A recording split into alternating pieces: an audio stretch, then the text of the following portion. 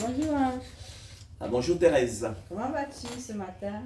Par la grâce du Seigneur Jésus-Christ, ça va, merci. Et toi-même? Je vais bien par la grâce du Seigneur Jésus-Christ. Merci Ange. Ange, quel est le plus grand besoin de l'heure? Merci Thérèse pour la question. Quel est le plus grand besoin de l'heure? Je dirais que c'est la nouvelle naissance. Le Seigneur Jésus-Christ répond à cette question, me semble-t-il, dans son entretien avec Nicodème qui nous est rapporté par l'apôtre Jean dans son évangile en Jean 3, selon qu'il est écrit. Alors, Jean 3. Entretien du Seigneur de gloire Jésus-Christ avec Nicodème. Alors, il est écrit. Mais il y eut un homme d'entre les pharisiens, nommé Nicodème, un chef des Juifs, qui vint lui auprès de Jésus de nuit et lui dit, Rabbi, nous savons que tu es un docteur venu de Dieu, car personne ne peut faire ces miracles que tu fais si Dieu n'est avec lui. Jésus lui répondit, en vérité, je te le dis, si un homme ne naît de nouveau, il ne peut voir le royaume de Dieu. Nicodème lui dit, comment un homme peut-il naître quand il est vieux? Peut-il rentrer dans le sein de sa mère et naître? Jésus répondit, en vérité, je te le dis, si un homme ne naît d'eau et d'esprit, il ne peut entrer dans le royaume de Dieu. Ce qui est né de la chair est chair, et ce qui est né de l'esprit est esprit. Ne t'étonne pas que je te dis, il faut que vous naissiez de nouveau. Le vent souffle où il veut, et tu en entends le bruit. Mais tu ne sais d'où il vient, d'où il va. Il en est ainsi de tout homme qui est né de l'esprit. Nicodème lui dit, comment cela peut-il se faire? Jésus lui répondit, tu es le docteur d'Israël et tu ne sais pas ces choses. En vérité, je te le dis, nous disons ce que nous savons et nous rendons témoignage de ce que nous avons vu. Et vous ne recevez pas notre témoignage. Si vous ne croyez pas, quand je vous ai parlé des choses terrestres, comment croirez-vous quand je vous parlerai des choses célestes? Personne n'est monté au ciel. Si ce n'est celui qui est descendu du ciel, le Fils de l'homme qui est dans le ciel. Tu vois le verset 13. Hein? Le Seigneur Jésus-Christ s'entretient avec Nicodème. Il est sur la terre avec Nicodème. Mais il lui fait savoir que bien qu'étant sur la terre, il est en même temps au ciel. Hein? Personne n'est monté au ciel si ce n'est celui qui est descendu du ciel, le Fils de l'homme qui est dans le ciel. Alors, ça devrait, lorsqu'on tombe sur de tels passages, nous faire aborder les Écritures avec la parole de Dieu avec beaucoup d'humilité. Avec beaucoup d'humilité. Hein? Avec beaucoup d'humilité. Comprendre qu'effectivement, nous sommes dans des dimensions autres. C'est un passage du même ordre que celui que l'on retrouve dans l'épître aux Hébreux et où effectivement l'auteur, parlant de Dieu, nous dit qu'il est sans père, il est sans mère, il est sans généalogie, il n'a ni commencement de jour, ni fin de vie. il parlait effectivement du Seigneur, il faisait une description effectivement du Seigneur Jésus-Christ, il faisait une description de Dieu. Alors, tu comprends qu'en fait, on est là dans d'autres dimensions. Et il faut qu'on soit très modeste, on est très petit comme ça. Quelle sagesse, quelle sagesse. Alors, pour revenir, Thérèse, à la nouvelle naissance dont parlait le Seigneur Jésus-Christ à Nicodème, il vous faut naître de nouveau. Ne t'étonne pas de ce que je vous ai dit, qu'il vous faut naître de nouveau. Un homme ne peut rentrer dans le royaume de Dieu s'il ne naît de nouveau. Effectivement, c'est comme tu disais, le plus grand besoin de l'heure. C'est le plus grand besoin de l'heure. Sans nouvelle naissance, effectivement, il n'y a pas de vie chrétienne. Il vous faut naître de nouveau. La nouvelle naissance peut se définir, Thérèse, comme la régénération du cœur. Dieu ôte notre cœur de pierre, il met à la place un cœur de chair. Et le renouvellement de l'esprit et de l'intelligence opéré par le Saint-Esprit venant d'habiter dans l'héritier de Dieu, dans l'élu de Dieu, dans l'enfant de Dieu. On parle de renouvellement de l'esprit et de l'intelligence. Notre esprit, on l'a souvent dit, est mort-né.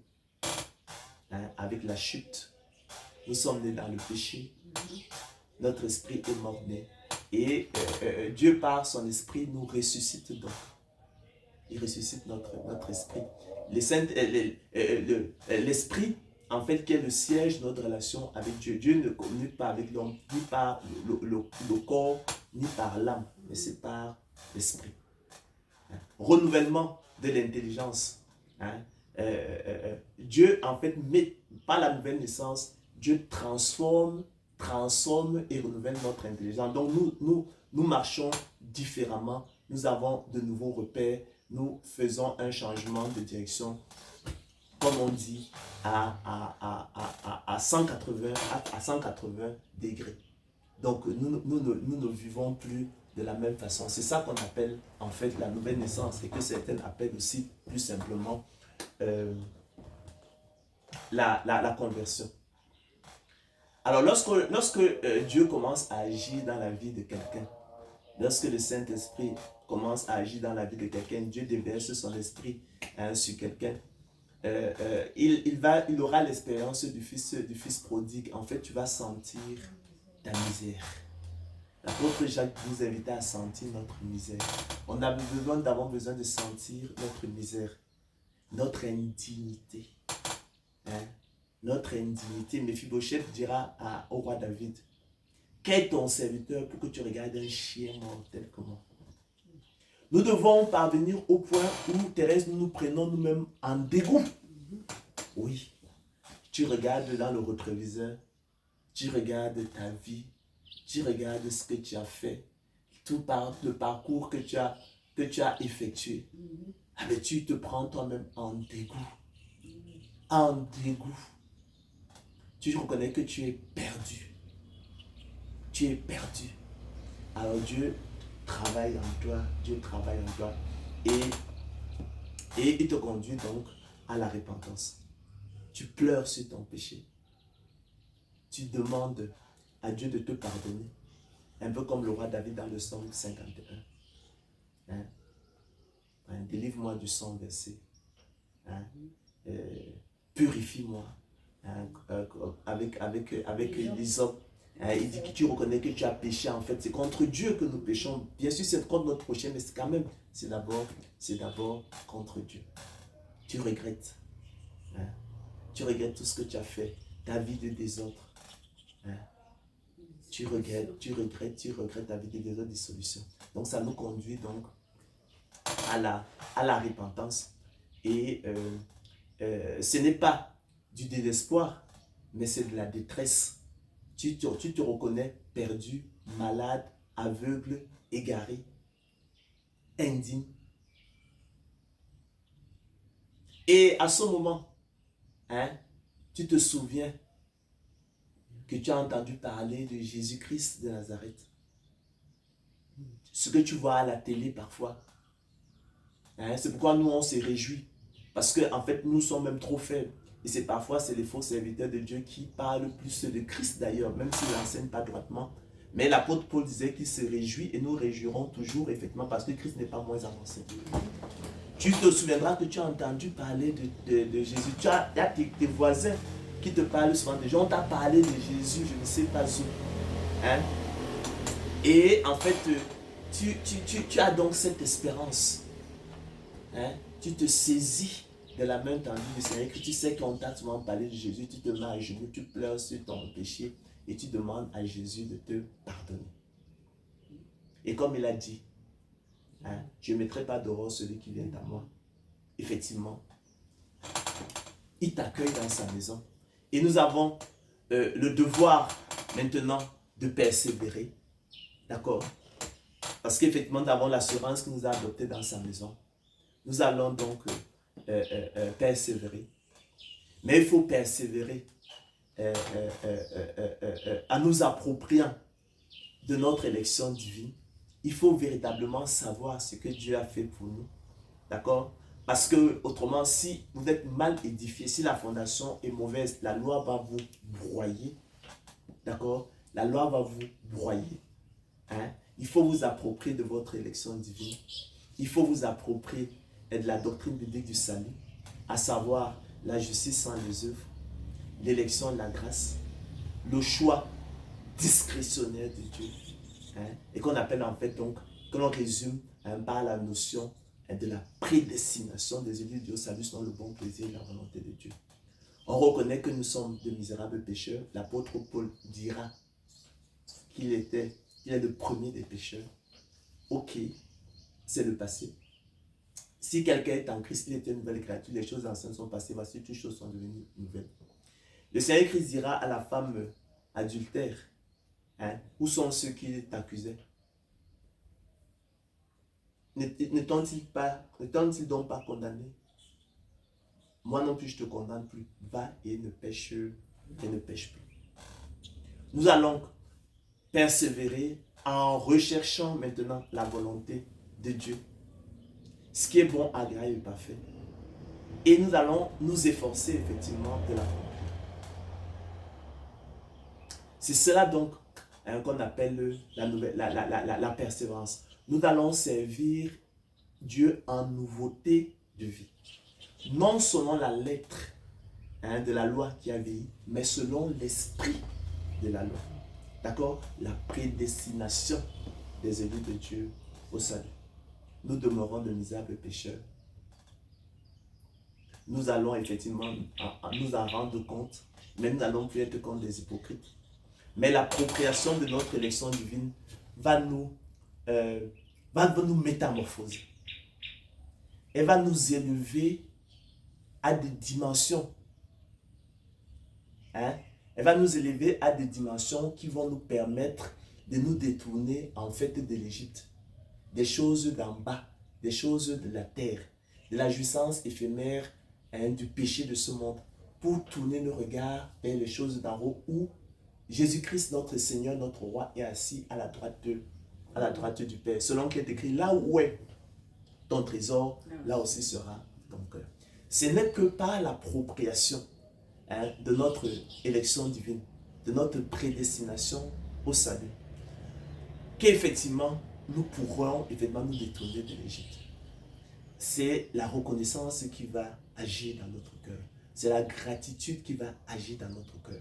On sera mu par la même puissance que Joseph, qui par gratitude pour Dieu, ce que Dieu faisait dans sa vie, ce que Dieu lui avait promis, et ce qu'il voyait Dieu faire à l'œuvre. Par gratitude pour son patron, hein, tu me rappelles son nom, en Égypte. Potiphar. Par gratitude pour Potiphar, qui effectivement lui avait fait du bien, parce qu'il savait que effectivement Dieu avait béni cet homme. Il lui avait tout abandonné. Il n'avait d'autre soin avec lui que de manger son repas.